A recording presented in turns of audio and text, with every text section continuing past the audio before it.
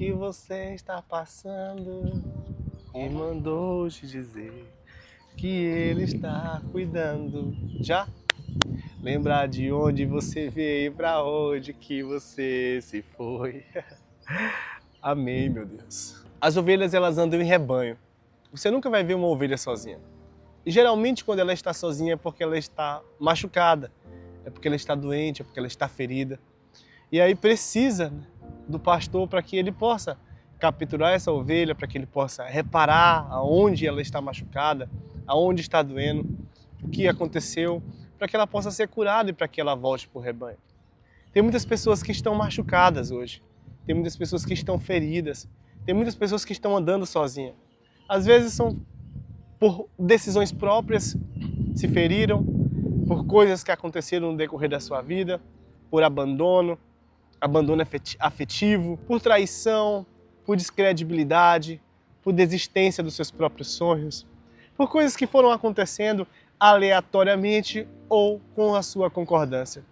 Às vezes por traição de alguém que um dia confiou muito, às vezes por promessas que não se cumpriram de outras pessoas, por criar expectativas em coisas que não deveria ter criado, por idealizar coisas que não seriam possíveis naquela estação. E muitos são os motivos que podem ferir e machucar uma pessoa. Muitos são os motivos que podem fazer e acontecer com que aquela pessoa fique machucada, ferida, afastada de outras pessoas e até mesmo do próprio Deus. Pessoas que se machucam, às vezes não querem ter relacionamento com Deus por culpar Deus por aquilo que elas viveram, por aquilo que elas estão vivendo, por suas próprias escolhas. Mas eu tenho entendido que as coisas que acontecem na nossa vida, que nos machucam, não são escolhas de Deus, mas são as nossas próprias escolhas. E eu entendo mais ainda que Jesus ele é um especialista em cura, que Jesus ele ama encontrar conosco quando nós estamos machucados, quando nós estamos sozinhos, quando nós estamos feridos. Para quê? Para que ele possa viver conosco.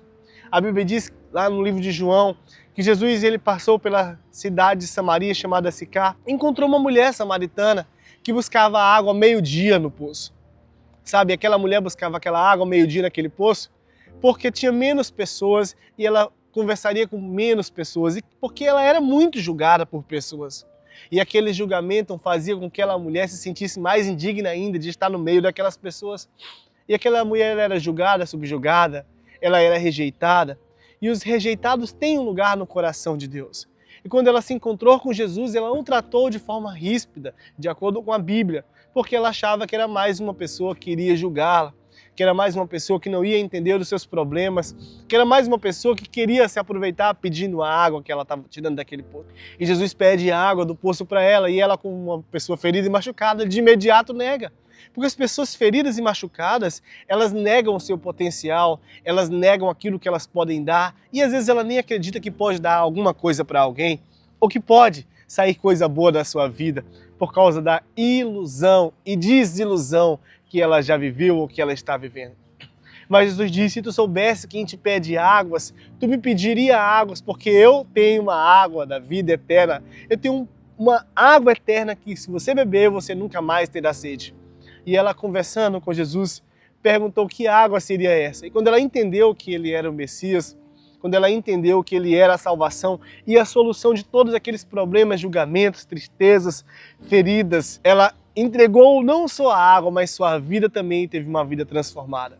E às vezes nós, sabe, perdidos por aí, desiludidos em algum lugar, machucados por alguma situação que aconteceu, sentindo-se triste por alguma traição, sentindo-se abandonado por alguém que um dia amou muito, sentindo-se machucado por situações que aconteceram, às vezes no meio dos nossos amigos, no meio da nossa família, às vezes no nosso trabalho, às vezes no nosso dia a dia, na faculdade, às vezes até mesmo dentro da igreja. Precisamos ter um encontro profundo com Cristo, sabe, para que Cristo possa solucionar a nossa vida. Porque o lugar de um ferido não é afastado das outras pessoas, não é afastado da presença de Deus, mas é conectado com o Espírito Santo de Deus. Para quê? Para que nós possamos encontrar esse especialista que ama curar. Para que nós possamos encontrar essa pessoa que ama as pessoas que estão machucadas, que é o próprio Jesus. Para que nós possamos encontrar esse Jesus que não julga, mas que liberta. Para que nós possamos encontrar esse Jesus que não condena, mas que ama. Porque condenar é muito fácil para aqueles que não amam, mas aqueles que amam traz a liberdade daqueles que estão machucados. Porque trazendo os machucados para próximo de Cristo, eles vão ser curados e vão amar. E o amor de Jesus é isso, é a aproximação através de um relacionamento, é a libertação através da verdade, é a verdade que flui de dentro para fora, sabe? Rompendo as 4 correntes, as 4 paredes, as 4 teorias apresentadas do mundo lá fora. As pessoas rotulam você, elas dizem que você não é capaz, elas dizem que você não é suficiente e às vezes nós não somos mesmo suficientes para nós mesmos, precisamos de Cristo, porque Ele é a suficiência. Talvez nisso elas tenham razão. E elas ainda dizem que nós não somos capazes de conseguir aquilo que nós almejamos. Talvez isso seja verdade se nós estivermos sem Deus. Mas Deus em nós, Cristo conosco, é a verdade que nós precisamos para curar as feridas da nossa alma. Para dizer, ó, eu sei que aconteceu no passado coisas que me machucaram, mas o presente com Cristo vai me libertar dessas dores incuráveis através de mim mesmo. Um presente com Cristo vai trazer uma verdade que vai fluir o amor em nós para que nós sejamos não só libertos, mas curados. Cristo não quer só te libertar, Ele quer te curar.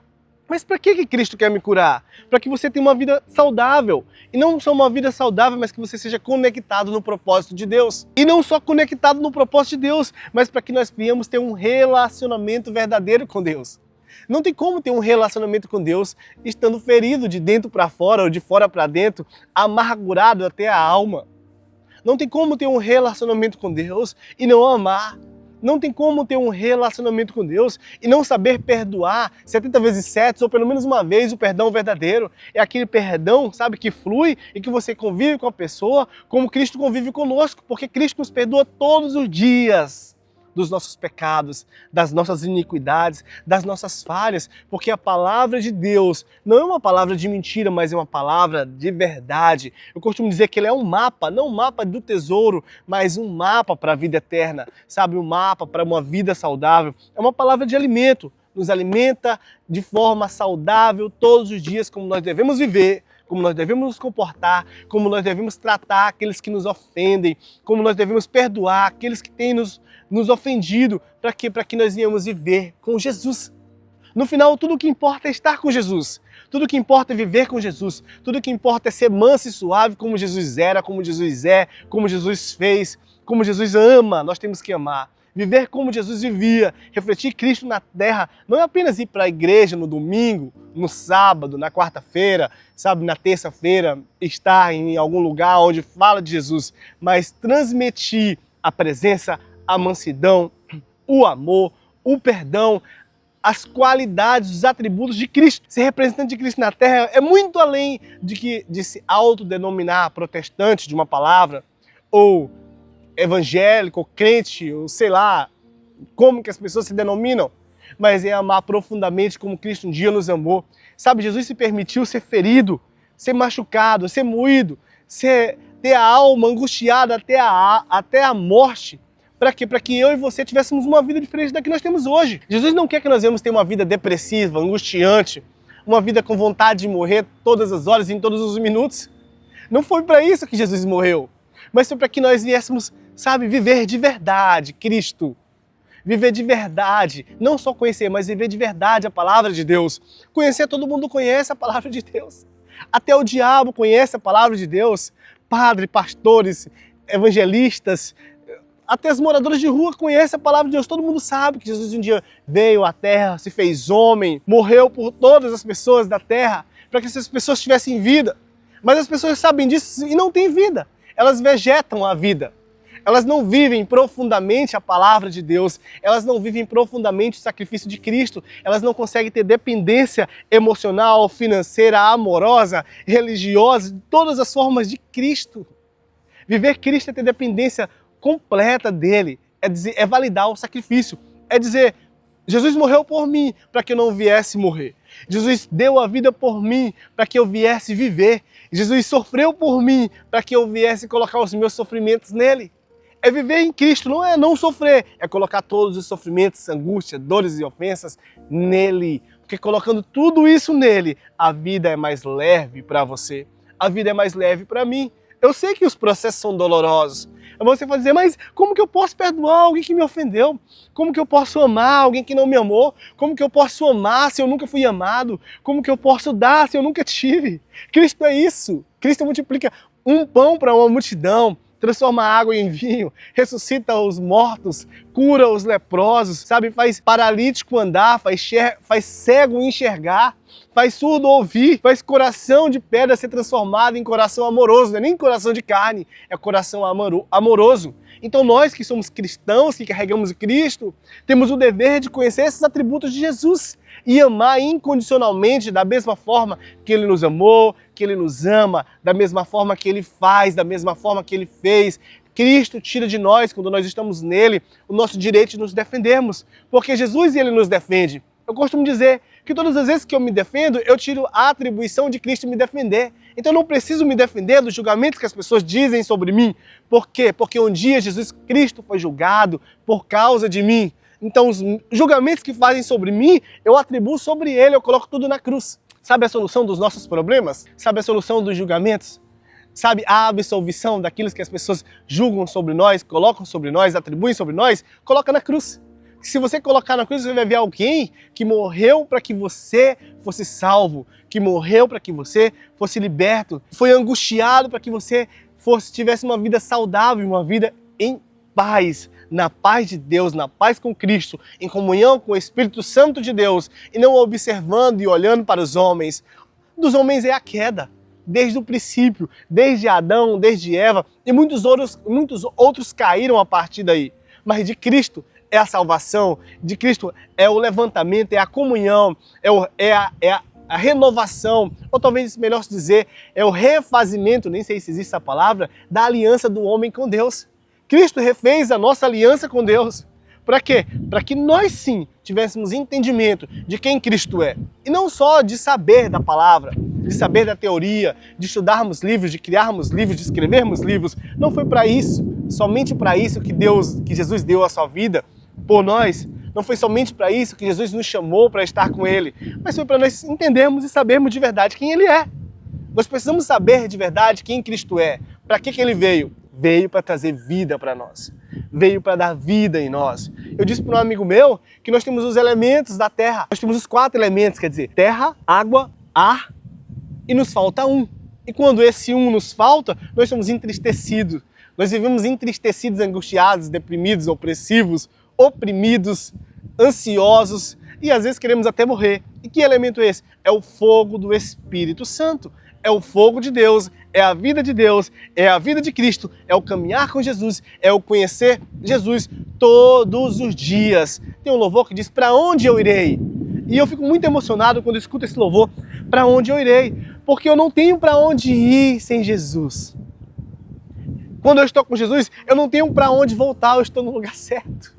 Quando eu estou com Jesus, eu não tenho mais o que fazer a não ser viver intensamente esse amor que transforma, esse amor que liberta e esse amor que te ensina. Cristo quer te ensinar, Cristo quer te curar, Cristo quer fazer em você, Cristo quer fazer a partir de você, independentemente se as pessoas acham ou não se você é ou não é provável. As pessoas costumam dizer que prováveis são aqueles que têm uma família estruturada, prováveis são aqueles que são equilibrados financeiramente e emocionalmente. Meu irmão, provável é todo aquele que recebe o sacrifício de Jesus.